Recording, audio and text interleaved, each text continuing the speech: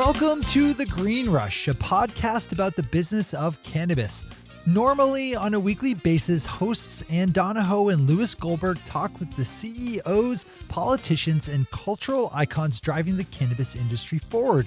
This week, though, we're doing something a little special and running an interview that Louis held with Danny Moses of The Big Short fame, who you should remember for an earlier episode we ran with him back in August, while both were up on stage at the recent Green Market Summit, a cannabis investor event held in New York City put on by Deb Borchardt of the Green Market Report, who was also a past guest here on The Green Rush.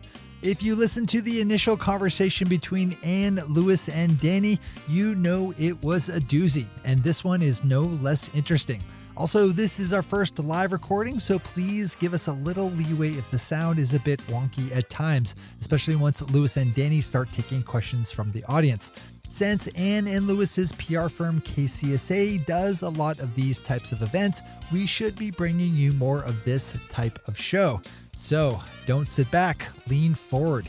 And now on to Louis's interview with Danny Moses.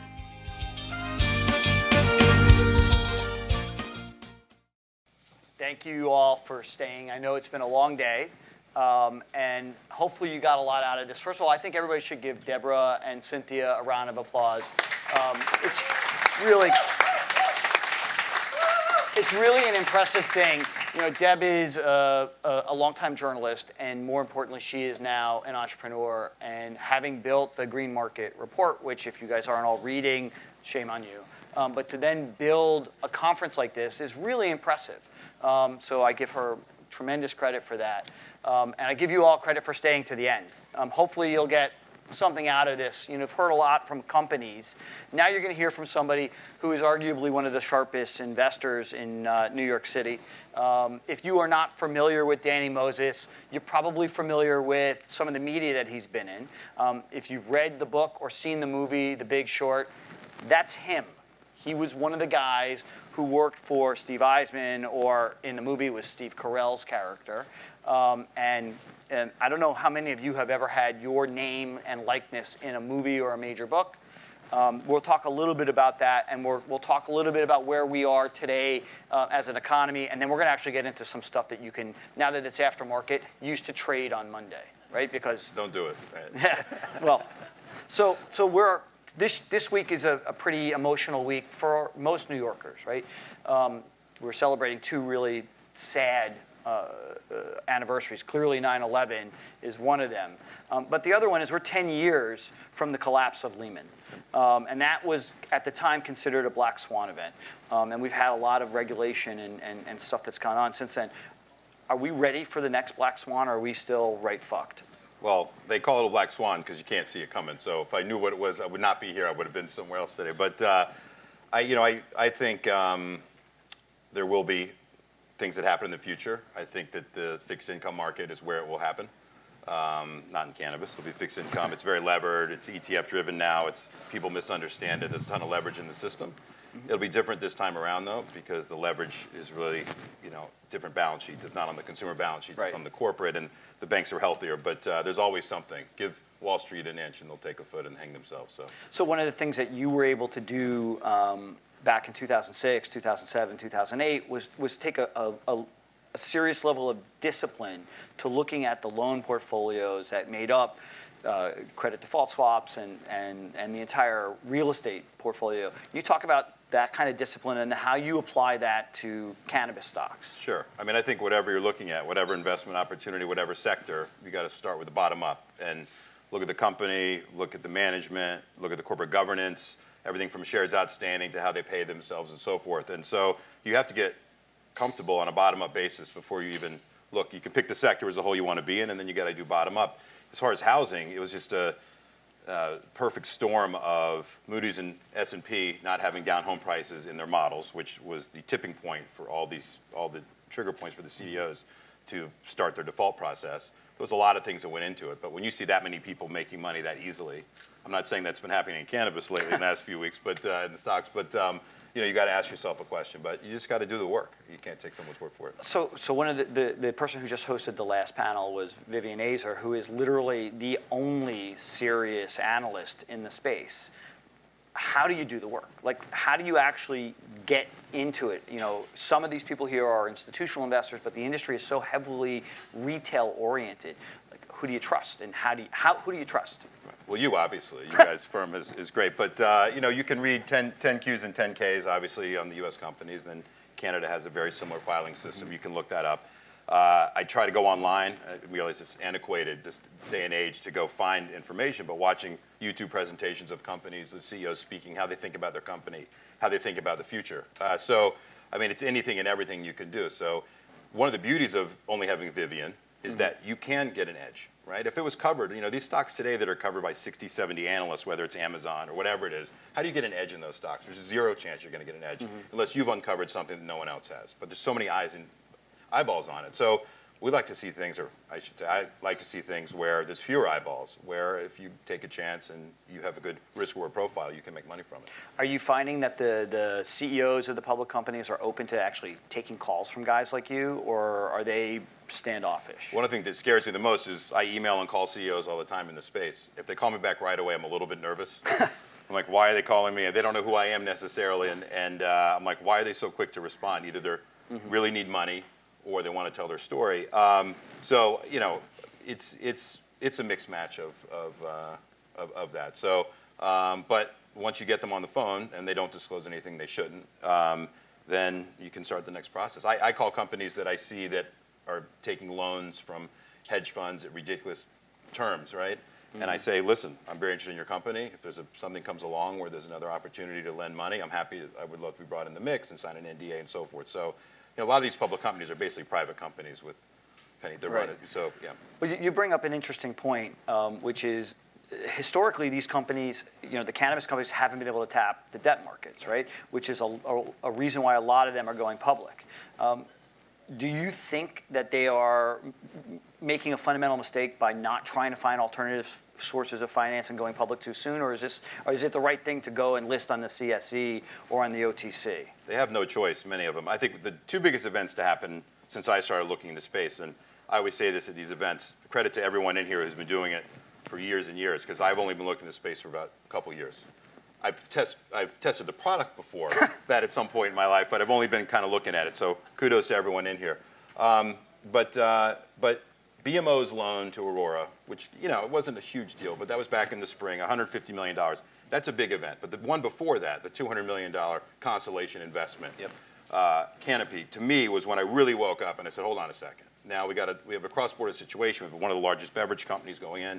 You had Molson making an investment in Hexo. You had, you know, so the things you have Heineken launching Lagunitas. Right. So these things are happening. So you got to stand up and realize that from a macro perspective, it's a positive, and then figure out how you're going to execute within there. So I don't begrudge companies for going public. What I do begrudge, there are companies out there which I will not name, and I don't actually think any of them were here today, that use their stocks as, you know, vending machines that pay themselves, and you'll see on the revenue line and expense line that, oh, we don't take a salary. Yeah, you issued yourself 60 million shares last year at 7 cents.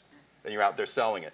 They will never make money, these companies, on an earnings basis. There's 300, 400 million shares outstanding of a stock it's just not going to happen, or 3 billion shares outstanding. So because access to capital is so hard, it forces the hand of these companies. And so, listen, they want to stay in business. They should be using their stock for acquisitions if they can't get a loan lower than 20% or, you know, some type of convert, some piece of debt. So that's where I come in, or that's where people like me, I think, are coming in and saying, hold on, we can fit somewhere in this cap structure for you, and we can help you and advise you.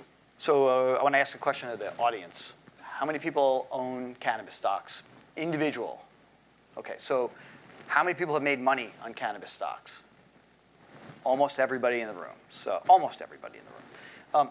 The last couple of weeks, we've seen this massive run up, right? You've seen Tilray go nuts. You've seen Canopy Growth go nuts. You've seen Aurora do really well.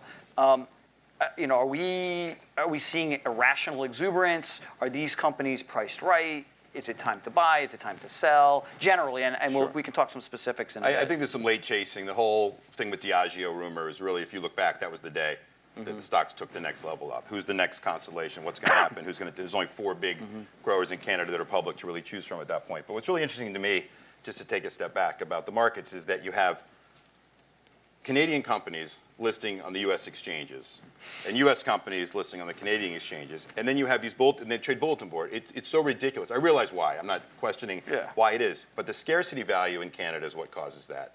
But the way these stocks trade in bulletin board markets really scares people, and it should. You got to be very, very disciplined and smart. This is reminds me of the dot-com days in terms of how stocks were trading and the So's bandits, right? It feels like that. But the U.S. stocks on a relative basis are so much cheaper. MPX was just up here, and that's a perfect example of a stock on any relative basis to any macro. The state of California, I'm telling you things you know, versus the size of Canada, it's not even close. That being said, if an institution in the United States wants to legally play a name without having their hedge fund investors or institutional investors worry, they need to buy listed securities. So if Free is going to list on an exchange in the U.S., which I assume they're going to after they just disposed of their Liberty position, that had to be one of the precursors to it. That's another one, right, that should take the next leg up potentially. Is it expensive? Yes. Is there a scarcity value? Yes. So are the Canadian stocks a bubble?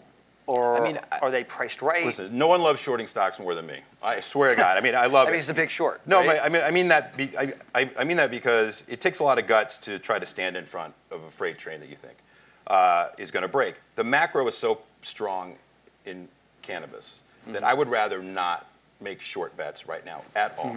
It's just the way I feel. I'm not going to try to time it. I wish Andrew Left was here. We could talk head to head. But no. But listen. There are flaws to businesses. These companies are not dead-ridden. What blew up in the Big Short and the financial crisis was the amount of leverage. There is not a lot of leverage in this business at all. So these companies can survive, and they should be issuing stock at very expensive levels. They should just keep issuing stock. I normally wouldn't be a proponent, but when they can't get access to the traditional equity markets, at least in the U.S., it is what it is. So you are a retail investor. Even though you are a high net worth guy, you buy individually. And the vast majority of investors in this industry are retail, right? At what point do the American institutions get comfortable? Let's assume that we are not going to see a legal fundamental change. It may be a rescheduling, but not a complete descheduling. So there's still going to be an illegal component to it.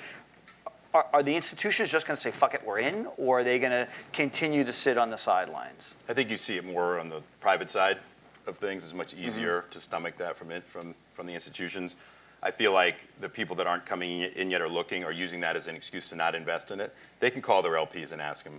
I personally invest retail, but I also invest in Merida Capital, where I'm a LP and a GP, small GP there. But the reason I invested in Merida was because I think Mitch's whole philosophy of being small. Sorry. If you're not familiar, just explain what Merida Capital is. Merida Capital is a private equity fund in the cannabis space. They have a couple of public investments, but for the most part, it's the ancillary businesses. It's the lab testing, it's the auditing software. And the way they go about it is they started very small, and they're still small on a relative basis to normal private equity, $80 million or something between the two funds, but it gives you a great vantage point from a governance perspective. They're very strong. They get board seats and so forth. So they're really building from the bottom up. So I've gotten a lot of my information, at least through their eyes.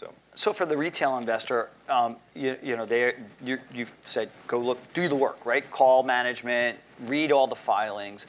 Is the regulatory structure from either the SEC or from the OTC or the CS, the Canadian Stock Exchange, are they structured in a way to give the retail investor confidence, or is it still the Wild West? I think it's the Wild West because you can't rely on, like I said, you really have to rely on yourself. I mean, there's been public companies, which have done worse things, which haven't been punished. I'm sure we'll talk about that company later. Yeah. But you really have to do the work, and you can't rely on the SEC. They don't recognize these companies. So, for instance, if you were running a business, people in here that are involved in the cannabis business, if you had a lawsuit and you claim that someone either stole your product or whatever, what court's going to listen to it if it's not a federally recognized? It really starts at that level and works its way back up. Right. So I do background searches without paying too much money on CEOs, CFOs, and COOs of companies that are in the business. Where do they come from? What were they doing before? Is there any baggage, here? So that's all you can really do at this point, and then try to just be nimble. So I don't know if I answered your question. No, you did. You got a lot of questions. I got a lot of questions. All right, keep rolling. Okay, we'll keep rolling. Right. So you've been investing in the space now for a couple of years.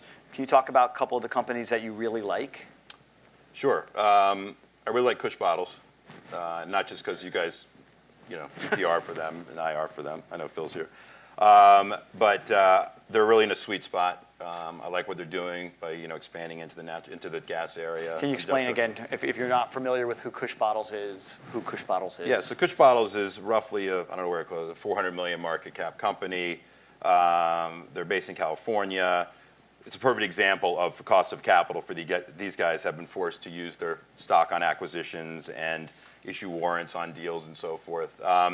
And they put money at a credit union, right, instead of a normal bank, which obviously costs them money. So from a cost of capital perspective, they're about to squeeze. That being said, they are expanding, growing revenues, and they do packaging for growers.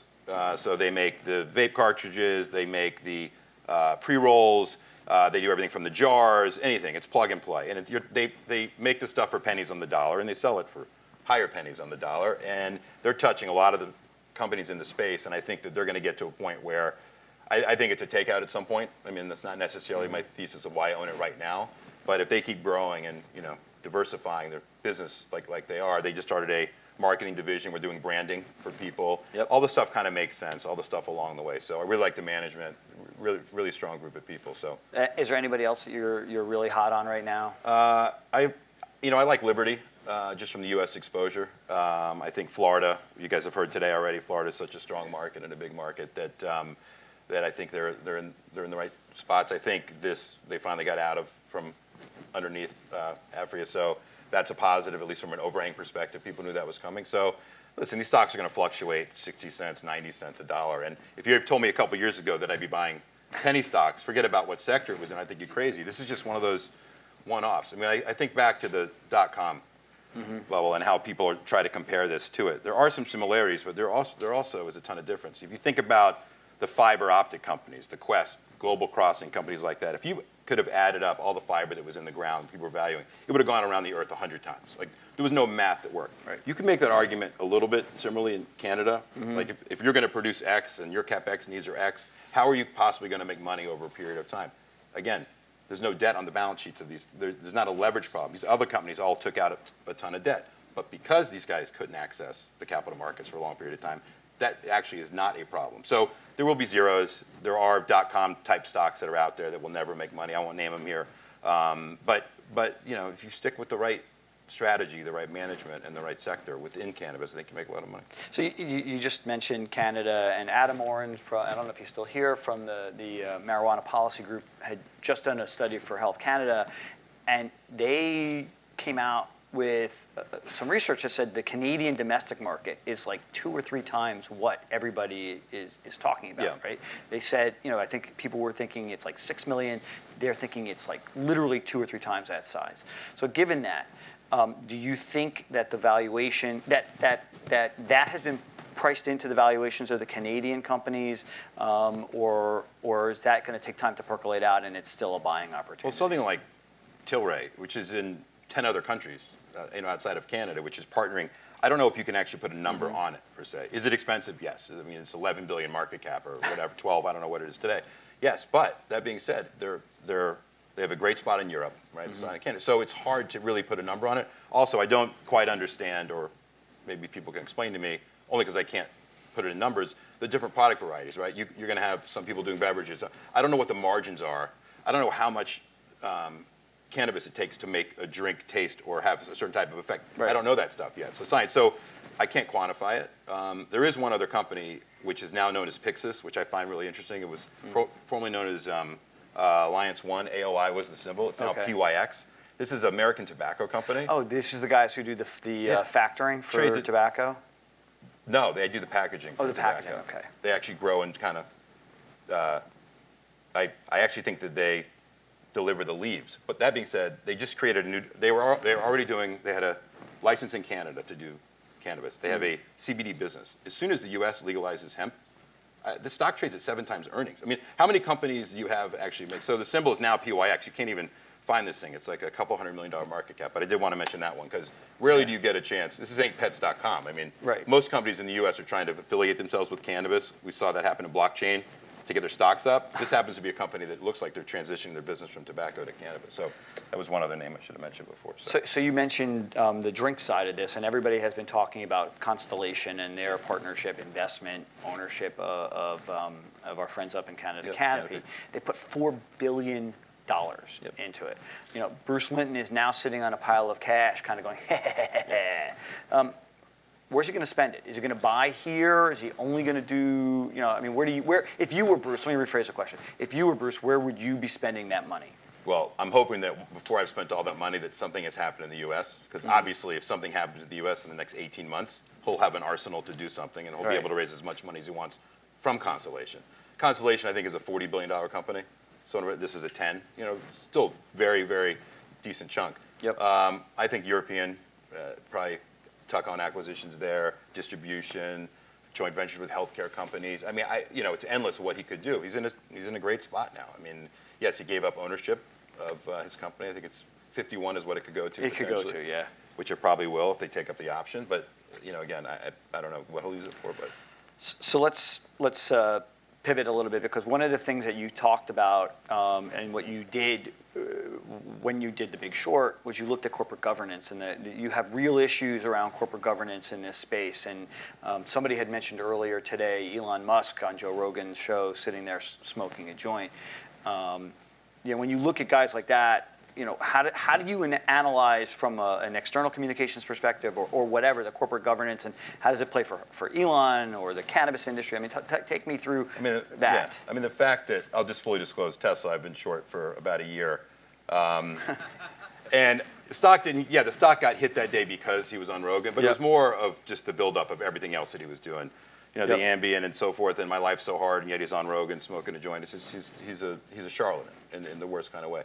That is you know, you have $17 billion in debt and obligations on the company. You have employees that are going to suffer and be out of a job soon. This company, by all practical purposes, is bankrupt on paper. I don't know how they're going to make it pass. So taking someone like that, who is very irresponsible, and I blame the board. So you talk about governance. Where's the board for all this? So the fact that he was smoking a joint, that's probably the only thing I ever agreed that he, you know, would probably do in his life. He should probably do that more and take a step back. But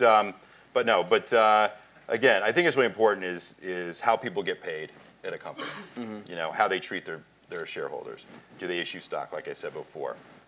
Is there a huge option package waiting in the wings that you're going to get diluted out as an investor that you'll never make money? So it's company by company basis. I've called up companies before. I won't say the name, and I have a 30-minute conversation. And I was excited about it when I started the phone call, and I hang up, and I'm like, it's going to zero. But I can't short it. It was, you know, talking about a 7-cent stock. I don't spend a ton of time on those, but I realized what he was doing, you know, in terms of corporate governance. He's the CEO, the CFO, the COO, and the general counsel. You know, when you see those, I think that's a red flag. I think you take red flags and just throw them up in the air. So I think common sense can tell you guys, you know, when you look at a company, don't let yourself want to believe. Like, really, you know, tear it apart. So you and I are clearly two white guys. Yeah. And we. Well, I'm kind of. Well, all right, you're swarthy, and I'm not. Relative to me, you are. Yeah, I've got 3 colors. I've got translucent, lobster, and peeling. So you know. Right. But the industry historically was a black and brown industry, right? And now over the last 2-3 years, we have seen guys in suits and guys in ties kind of move in and take over. And it is what it is a professionalization of it. But there has been a real lack of corporate adoption of what's the words I worked around exactly specifically? Social responsibility, right? You know, you look at a company like Tom Shoes, where it is inherent in who they are as a company. You look at Warby Parker, where corporate social responsibility is inherent in who they are. But very few cannabis companies have talked about it, even if they're medical cannabis companies. Does that make a play in your calculus for investing? I mean, ESG investing is something I like to pride myself on. You know, so that's you know, environmental social governance. So that's like a new trend in kind of things that are out there, and I try to adhere to that. And let's just take a step back. You know, cannabis was legal in the 1800s. It was being used to treat things, and then the 1930s, Mexican people started to come over, and the U.S. got upset, and the hemp industry was starting to take over a little bit from the lumber industry and the cotton industry. So all of a sudden, they created this, I can't remember the name of the act, the Tax Act in 1936, and And then there was a movie that was made or an ad Reefer that was Madness. made. Reefer Madness, thank you. And it just kept feeding on itself and feeding on itself. And it led to felony arrests. And they were targeting Mexicans and blacks in the United States. And then fast forward to Nixon, when they created the FDA and then they've had the Schedule I drug. They made it a Schedule I drug. That was kind of the nail in the coffin. And it's had this. And that was specifically to target African Yes, and Americans. it's had this racist profile to it for a long time. Fast forward to last week that I think Brooklyn is going to basically throw out 20,000 convictions of marijuana arrests, that's a big step in the right direction, Yeah, right? Cyrus Vance, who's the district attorney here, in Manhattan, said we are not going to prosecute 3,000 cases. Right, but they're going to throw out convictions, which just gets back to the point. I'm going to bring it back full circle. There are many states, and maybe it's every state, where if you have a felony conviction for drugs or even misdemeanor, you can't hold a position in a cannabis company. You can't do anything in the cannabis business. But once you throw out those convictions and eradicate them, so I'm sure you're going to ask this question later: is what's going on in Washington? What's going on in Washington with the movement? Is that a lot of this justice? Go back to restorative justice is what Cory Booker calls it, which I think is the right word. You got to go back and fix all these convictions, throw those out, and let's start. That is the right thing to do. That's somewhat of a blockade, probably, to get cannabis approved federally quicker. I'm not saying that shouldn't be done. I think that should be done. So I worry that we're going to ask for too much, even though that's 1,000% the right thing to do, and we'll get there eventually, just to get this on there. But there's not enough minorities, there's not enough women in the business, and what's going to happen, and this was it. I don't know who was at the Yale conference last year, earlier this year, but it was a great conference. One of the things that came up is people were concerned that you would have women and minorities starting to run businesses in Oregon and Washington, and then the big companies would come and buy them. Right. And you first hear something like that as a capitalist, you're like, well, that's good, because I want to invest in that company. But you realize the job opportunities are vast in this industry. You can really build businesses. It's not just about making a dollar as much as it is, developing a career in a business. And I think that's the part where Wall Street, they'll come like they always do when the time comes and just throw all this money at this business and for the right and wrong reasons. But you're right, there is an aspect to corporate governance and setting up the right board and feeling good about what you're doing that will make these companies better and will make them work in the long run. So I'm going to ask one more question and then we'll open it up to you guys. Not yet, one more question. So if you look at the American companies that are listing in Canada, they're listing on the Canadian Stock Exchange, which I 4 years ago, I had never freaking heard of. Yeah. Do you think the NASDAQ or the New York Stock Exchange are looking with lust at the CSE as a potential acquisition target? Let's take that one step. Let's expand that. So when I looked at the Constellation deal, the first thing I did on the $200 million and the $4 billion deal, who were the advisors on that deal? Who provided the financing for that deal? Mm-hmm. Goldman Sachs was the advisor, Bank of America was the financer. Okay? So they're making millions, tens of $millions in fees. Scott's Miracle-Gro makes their acquisition. Who's the advisor? Wells Fargo, Bank of America, JP Morgan, lo and behold. So let's talk about the hypocrisy of Wall Street just to begin with. When it's big enough that they can make $1 from it, they'll do the business. When then Wells Fargo can kick out a mom and pop account because someone is buying medical cannabis with it at an ATM machine, that's what they're going to do. So you're talking to a Wall Street guy who hates Wall Street to a degree. I love Wall Street as a capitalist place. People can be entrepreneurs and so forth, but what I do hate it for is its hypocrisy. So let me just say that. As far as the exchanges, it's pretty much the same thing. So how can these companies in Canada come list here and they're fine with that, right?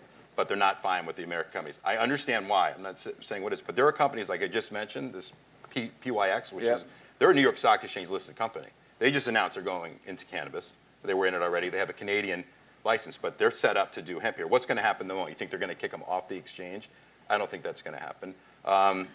I think the exchanges are looking for an excuse to make money. So of course, if they're given the green light, they will do it. It's just not big enough yet. And so they'll start to realize the fees that are going to the TSX and the CSE over time. But it'll happen. But we may have to wait for the banks, for the FDIC, because the clearing aspect of it is the problem. Yeah, and the investment banks too. I mean, they're losing out on millions of dollars of fees. Their advisors.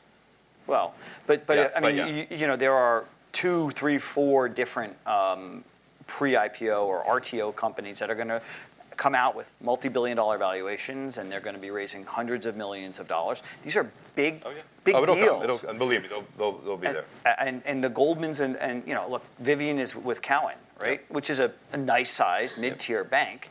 they will not touch American companies. You know, Right. they must be looking at Canaccord and GMP and the other guys up in Canada going. With envy. Yeah, with envy, with tremendous envy. Well, no one else is doing it, so you know, U.S. banks on Wall Street's always, as long as no one else is making money from it around me, I'm okay because I'm not going to get the call. Why aren't we doing that? So, but it's happening. And just to back up to your previous question, a lot of hedge fund managers, while they may not be buying these stocks in their funds, are all doing it personally. Oh yeah. I'm not saying they're trading stock, but they're investing private equity. They're some of the largest LPs at some of these private, which We a see lot it. of people know. I know. I mean, we see it. So my firm, if you don't know, my firm represents a large number of public and private cannabis companies, and we'll take them on non-deal roadshows and have them sit down with hedge fund managers, and the hedge fund manager will say, hey, I can't put institutional money in because of the strictures on the way we've set up the fund. We're not allowed to invest in anything that's illegal, that can be considered drug trafficking, and we have to worry about anti-money laundering. But I'm going to write you a $500,000 check. Innovative IIPR is listed on the Nasdaq. Yeah, they're The a REIT. NASDAQ. Yeah, no, they're on the NYSE. NYSE. NYSE, Yeah. sorry, thank you. Sorry. Yeah, they're a REIT. NYSE, there's one. Yep. That's a cannabis play, 100%. 1,000%. So anyway, there's one. Okay. That's two I got, PYX and that one. All right. Okay. All right. So enough of me. Go ahead. So talk to us about blockchain, because that's an underpinning, no? I mean, listen, I'm not going to, you know, I've never loved, I think blockchain's here to stay. How it's delivered, what token is used, this forth is About the tokens, but the underlying ledger, yeah. we all need to be. Well, hopefully you won't need that because, again, the banks aren't adopting it because they have to know who they're facing. And so the reason that blockchain hasn't taken off, in my opinion, is you still need a bank. No, I know, but in general, is that you still need a bank. Like, why haven't they replaced State Street and Bank of New York on the settlement side of things yet? Because you still have taken credit risk of who you're facing. So I think there is an aspect to the technology, but I hate to think of those two sectors together because crypto and cannabis to me are crypto I'll never understand. Blockchain, I think. Well, just smoke and then just right. kinda I hope you don't have to do that, but I hope the banks come around before that is an issue. So. I think, just quickly, I'm just going to say that if you look at the hacking that went on with Maritz in June, and then they announced trade lens with IBM where they put their entire system on blockchain, I think that's, in a way, a cautionary tale for where we want to be. Well, the problem is that if you're taking a black market, what traditionally crypto has been used for. I mean, that's how it started. I understand, but it's blockchain. It's still the settlement. It's still me paying you over a blockchain network. Using the only token to exchange that at the time was Bitcoin. People are taking Bitcoin out of China, out of Korea to pay for things, sex trafficking and so forth. I just don't think that cannabis should want any association at this point. I get it. It's maybe a necessary evil, I want to say to it, but let's get the banking system. And the concept of the distributed ledger is necessary, Yes. and it is here to stay, right? So how do we use it without having to use crypto? Right. That's a different conference. Okay. Right. So Deb. So the Verizon ETF did $1 billion in assets under management. We're just talking about this. Past week. How much do you think that is leading into these valuations on some of these companies? So that, you know, if Verizon all of a sudden now gets another $20 million in a few months, they've got to put that money to work. Do you feel like that's kind of a little bit of an artificial inflation of these prices? I mean, it's real in the sense as money's coming into space. You're 100% right. It's having a massive impact. Late in the day yesterday, someone came and bought what we call a put tree or ladder. You know, bought 5,000 September 34 MJ puts, sold 10,000, 29 puts, and bought 5,000, 24 puts. That had a massive impact on the markets at 350. If you saw what those stocks were doing, to your point, that creates a massive short-term imbalance. That being said, people take comfort in, I'm not going to figure out which one I want to own. I just want exposure, and so it's a passive investment into kind of the story of cannabis. Again, Tilray has become so large in this index that, for instance, I was looking to buy puts on Tilray for full disclosure a week and a half ago. And they're so massively expensive. The volatility is so high that you just literally might as well take your money, light it on fire, and make this room even warmer than it already is. But I looked at puts on the MJ. The vol was cheaper. You could probably do it if you wanted to. And then I looked and Tilray's 30 to 40% of this thing because I was looking at the component. So the answer is yes, it's messing it up, it's skewing it, but at the same time, it's still real buying demand. But you're right, those are more fleeting buyers that can turn around and sell. And we saw what happened yesterday. How hard is it to short the Canadians right now? Can you? Is it? You can't get a borrow on Tilray. You can't get a borrow on Kronos. You can, but you'd have to call up. I mean, I'm not trading institutionally. If I had an account at Goldman or DVP account, I could probably. I heard the borrow. Somebody told me the borrow on the annualized rate on Tilray was something like 3,000%. So you divide that by 365, whatever the number is. You only do it if you're going to short it for the day. Like you would never hold it. If I'm long the stock, I'm lending it out. I'm getting that. Literally, that's what I heard at one point it was. So wow. You can't get more than 1,000, 2,000 shares of this stuff, so it's hard. Yeah. So it's really hard not having fundamentals on these stocks or not having fundamentals that anybody trusts or believes in. What should we sell? And when should we sell it? And what are the key milestones we should look for? Because some of us are sitting with a nice gain in our stocks. What are the milestones we should look for to know when to get out? I mean, I don't want to be giving that type of information, but I will say that Advice, not information. Advice, sorry, that type of advice. But like I said before, I think a lot of this is the scarcity value of what's gone on. There's only so many ways you can express yourself in Canada on the exchanges and illicit market. The more U.S. companies like Acreage that end up coming public, and the more choices that you have to express your theme, the more it's going to take away from the expensive. That's just the nature of the beast. That's going to happen. So, I think on October 17th, if you were to put a gun in my head, the stocks trade down that day. When Canada, the Canadian stock. But I'm saying that's all technical in nature. Everyone's going to think that, then it probably won't happen. But point is that, okay, we're waiting. Now what happened? Well, it's October 17th. But that works a lot. I'm just saying, I think you have to be disciplined and not get caught up in the mania. If you buy a stock, at $9 and you're thinking, I think this can go to 12 over a period of 6 to 12 months, which is a great return. It goes to 16, 17, and you sit there, you're like, I'm not selling this thing. Fear of missing out. This thing's a home run. You buy into this. You start to believe that is a psychological. That's what creates charts. That's what creates this mania in any sector. It's always moved. It moves around, right? It's .com. It goes to crypto. Hate crypto. Goes to cannabis. It doesn't matter what it is. The psychology is the same on every stock chart that you see. So you just got to be honest with yourself, and don't worry about missing out. Oh my God, I can't believe I sold it. It's gone. I can't. And I'm saying this, but everyone will do it anyway. You get crazy, and then you buy the thing back at a higher price, and then you get drilled, and you hold it forever, and you watch it go. So stick to a thesis, create a theme for yourself of what your milestones you're looking for, and buy it on the down days. Start with a starter position in these companies because it's going to be volatile for a prolonged period. Sir. So just briefly, what would be your reaction to Tilray versus Aurora? When Aurora has pretty much, and in certain cases, maybe superior assets to what Tilton had, particularly their exposure internationally, and they have more diversity internationally. Yeah. To be fair, I haven't done the total breakdown work on that, but I would just say I think Tilray has the constellation buzz attached to it more than anything right now. And from a market cap perspective, I think it's 3 times. How big is Aurora right now? Phil, how big is Aurora? What is it? It's half now. Okay, so 5 and 10 or 6 and 12, whatever it is.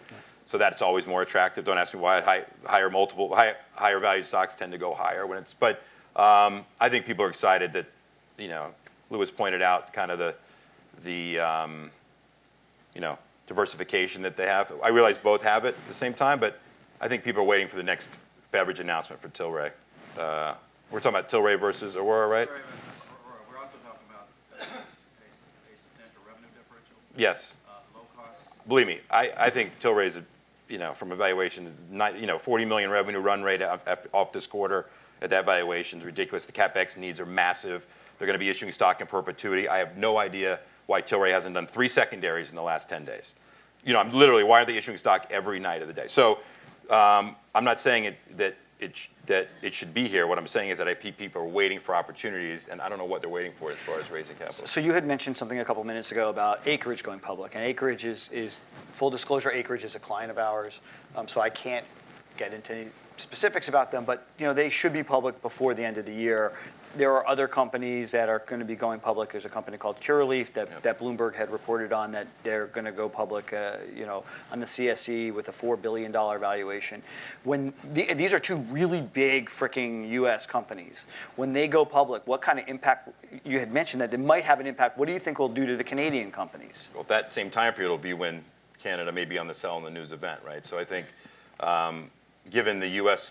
guys an opportunity to invest in U.S. companies, even though it's on the Canadian exchanges. I get it. The scarcity value starts to disappear. And there's other ways to play this exposure. There's other ways to play it. So I think they go down on that. And I think you'll start to see the U.S. companies go here and Canadian companies, and they'll be in equilibrium. I mean, once we start getting more data out of California, and Florida is growing much better than people thought, and New York's going rec, and New Jersey's going rec, Canada And will start Massachusetts to actually comes online. Exactly. So I just think the macro in the U.S. is so strong. Yes, you still have the issues with federal government, but it'll be solved. I'm not concerned about that. I think that creates the buying opportunity.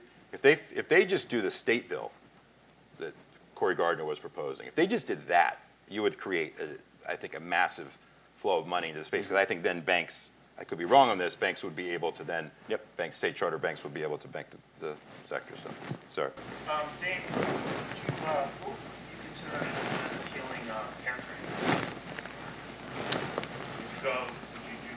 Well, I just said I didn't really want to short anything, but if I could get a borrow, I'd be long Kush, short Tilray. Well, I mean, Yeah. like the alcohol companies, would you go short any of the beverage companies and go long medium? I haven't done a ton of work on those, but you're seeing these. I think, if I'm not mistaken, beverage companies are the worst performing sector in the S&P. If not, they're close to it over the last. And they're getting the data that you guys are seeing, that in the markets where cannabis is legal, their sales are down in the teens percentage. So they realize they have to do something. So they're doing it out of defense to a degree. But within the beverage space, I'm just not familiar enough with it. But sorry.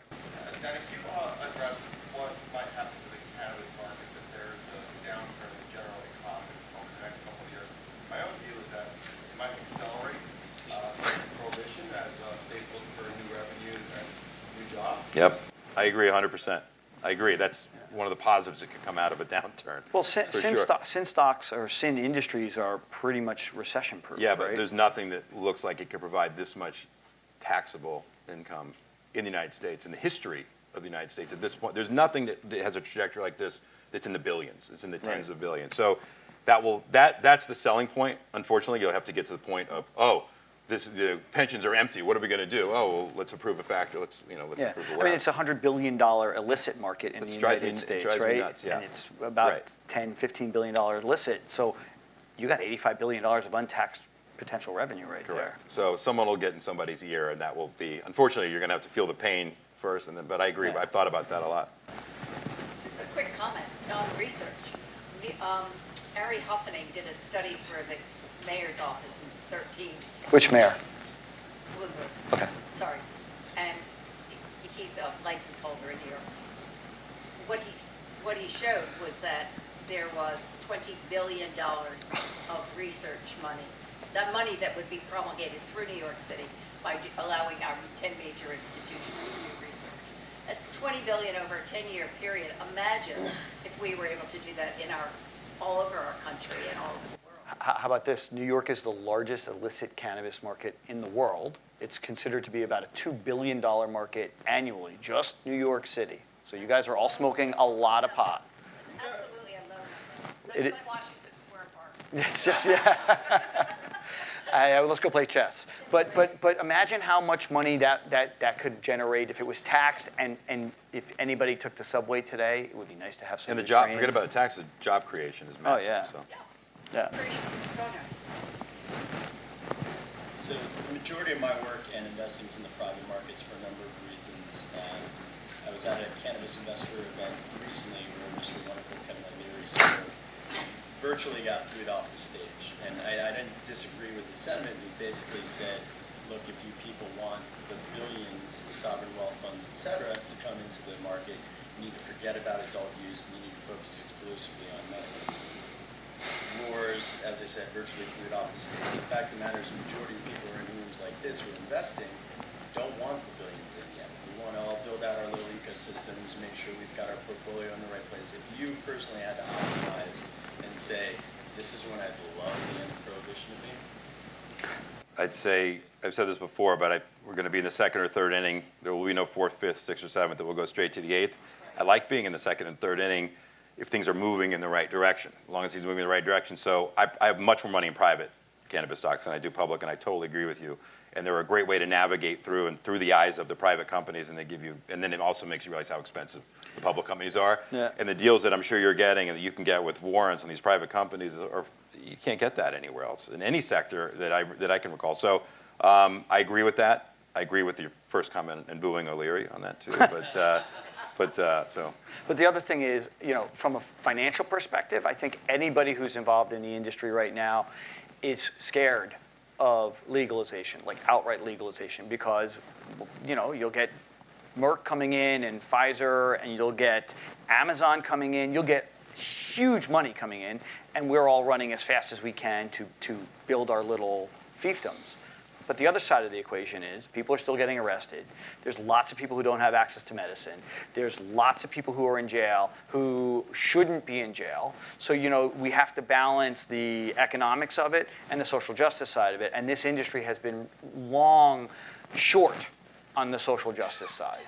And it's time, I think, that everybody who is involved from the financial side also realizes that we have to be helping the people who we are standing on their shoulders. So. I feel about actually that conspiracy theory along those lines. I have friends who are either federal agents or married federal agents, and there's the conspiracy theory that cannabis has remained illegal for as long as it has to actually give the mom and pop, to give the gray markets a little more time.